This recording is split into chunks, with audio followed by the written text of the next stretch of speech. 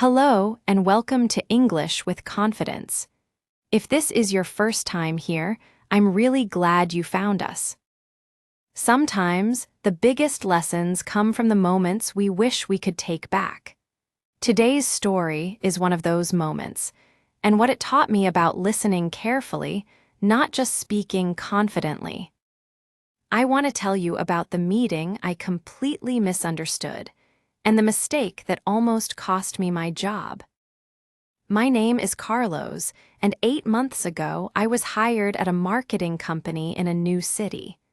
It was my first real job using English every day, all day, in meetings, emails, and phone calls. Most days I managed fine. I understood enough, and when I didn't, I asked questions. But one Tuesday morning changed everything.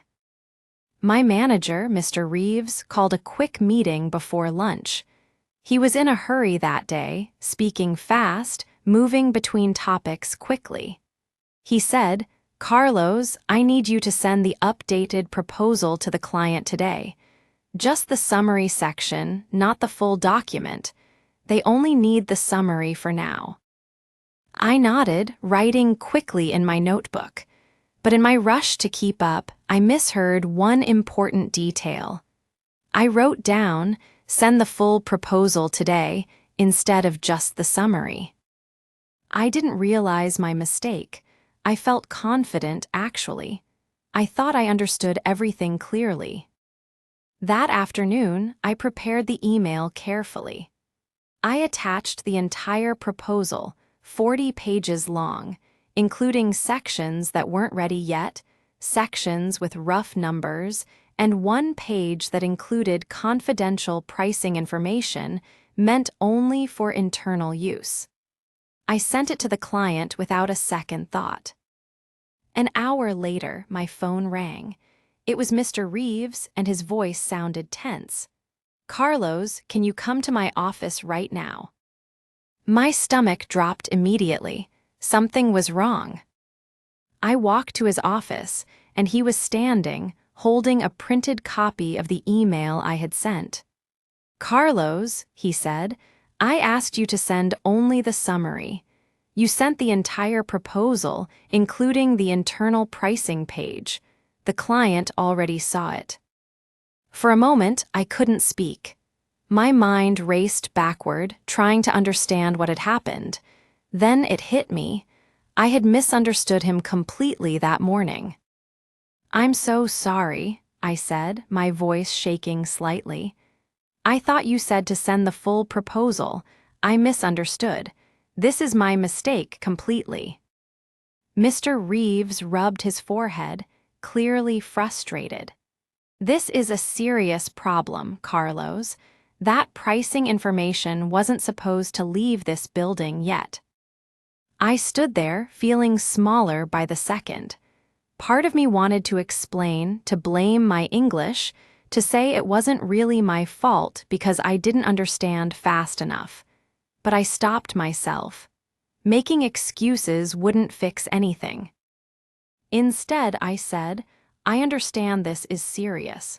Please tell me what I can do right now to help fix it." He looked at me for a moment, slightly surprised, I think, that I didn't try to argue or explain it away. "First," he said, "call the client immediately. Apologize, explain that the pricing information was sent in error, and ask them to disregard that specific page. Then, we'll talk about how to prevent this going forward." My hands were shaking as I picked up the phone at my desk. This would be the hardest phone call of my life so far. I took one slow breath and I dialed the client's number.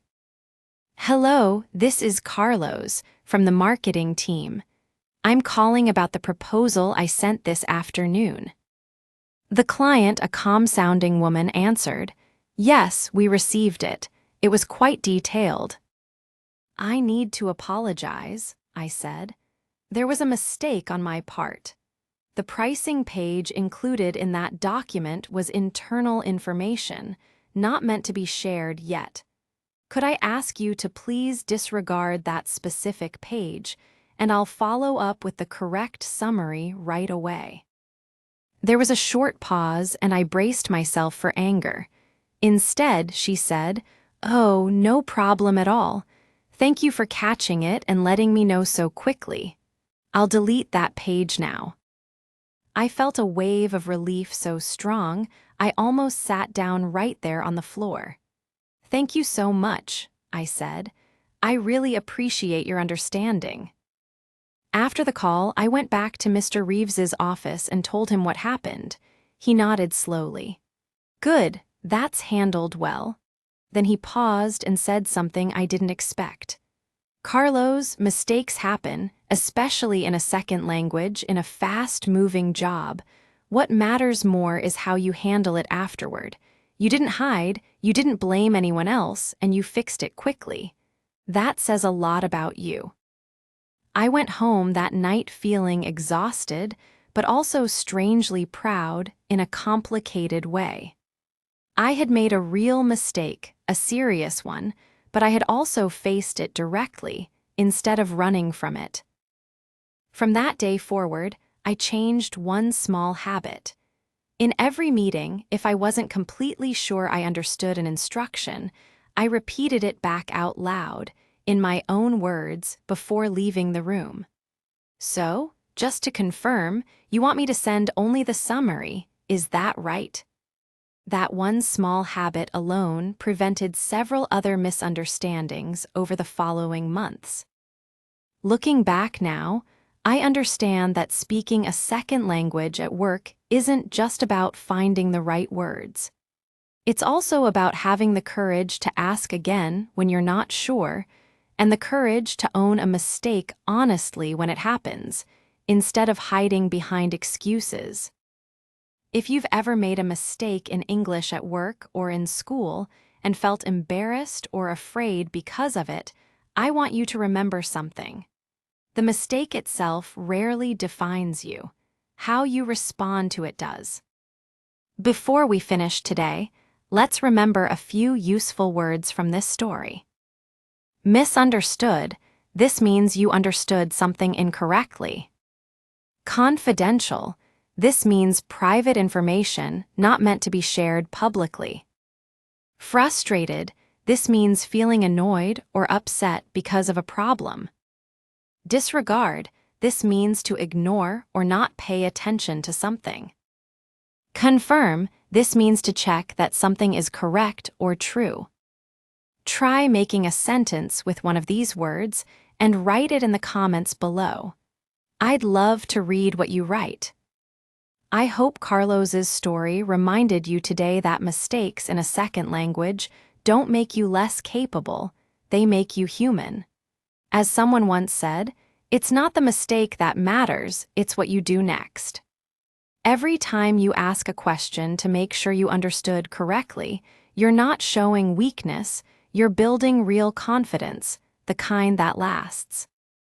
If this story helped you today, please subscribe to English with Confidence so you don't miss the next one. And if you know a friend who is also learning English, share this video with them.